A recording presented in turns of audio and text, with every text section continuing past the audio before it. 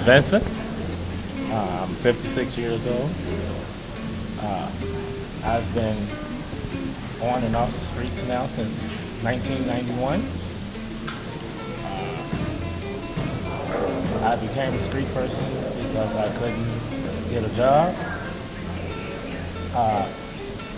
I've had a few jobs, but I had problems holding on to them because I don't take orders well.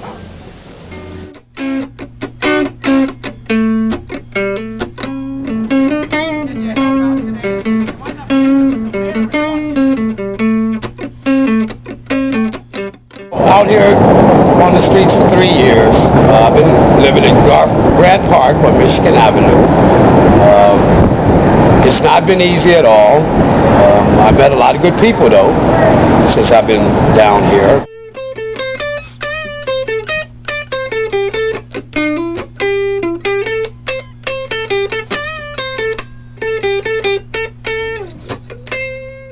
I got fired. So I'm like, well, what am I going to do? I don't really feel like getting another job. I don't feel like working. I'm just sick of work. I didn't create anything for a whole year. So what did I do? I was like, oh, I don't have an acoustic, so I can't busk. I can't play. I have some paints laying around. I'll paint. And started painting and panhandling and selling paintings. And basically, that's what I've been doing for about 5 months. And like, it's awesome.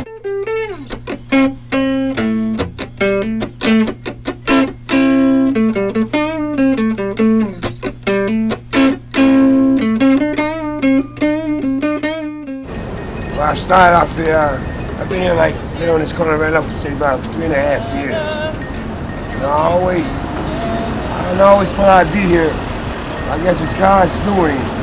I used to always thought I'd done something wrong. I used to haven't done anything wrong. You know, I had a lot of things. I had my own apartment. Me and my son's mother, we stayed together about 16 years. One day I got it, next day it's gone.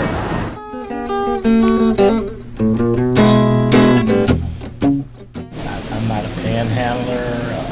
I don't beg people for money or clothing or anything. If it comes my way, it comes my way. If it doesn't, then I don't worry about it.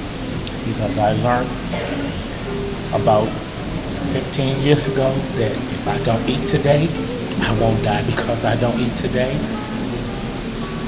I'll just hope that tomorrow will be a better day. And then you got other people who walk by and act like you do not exist. Like you could just be asking them for the time and they assume you're asking them for money. And like people like that, it's like, it just disgusts me. Like, at the very least acknowledge my existence. Like, I mean, if I am asking for something like a cigarette or something, be willing to say no, you know, rather than just like. It's hard on a guy in a wheelchair being homeless, I know that. The shelters are not wheelchair accessible, so I'm not able to go to them. And the ones that I am able to go to, they are overfilled with people, and I get into it with a lot of them because they say I'm in the way and stuff like that. So I choose to be by myself.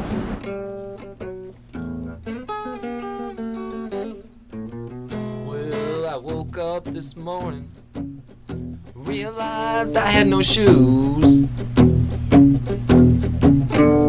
Well, I woke up this morning, realized I had no shoes. Well, that girl. It's dangerous out here. You always gotta be careful.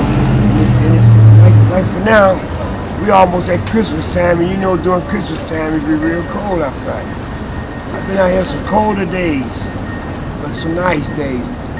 A lot of different people come back and forth past me.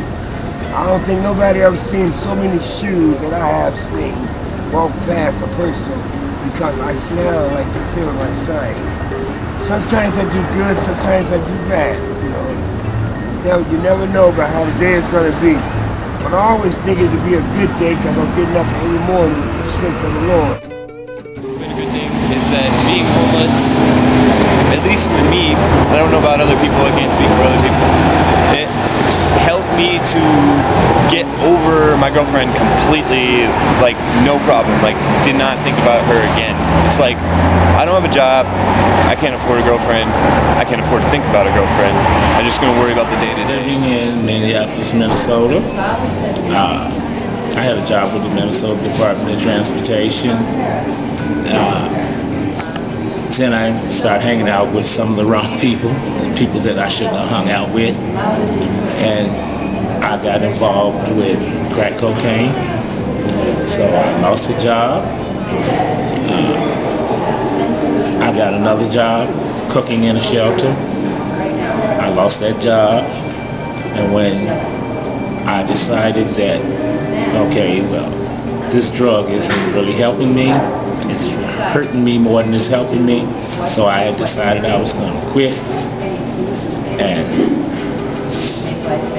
I did go to seek help, but a friend of mine who had told me that they would always tell at meetings that you have to change people, places, and things. And right then and there, I knew that if I was going to lick this drug, that I was going to have to get away from them people. I was going to have to change places and do things different. So that's when I came back to Chicago. And that's how I licked the crack habit.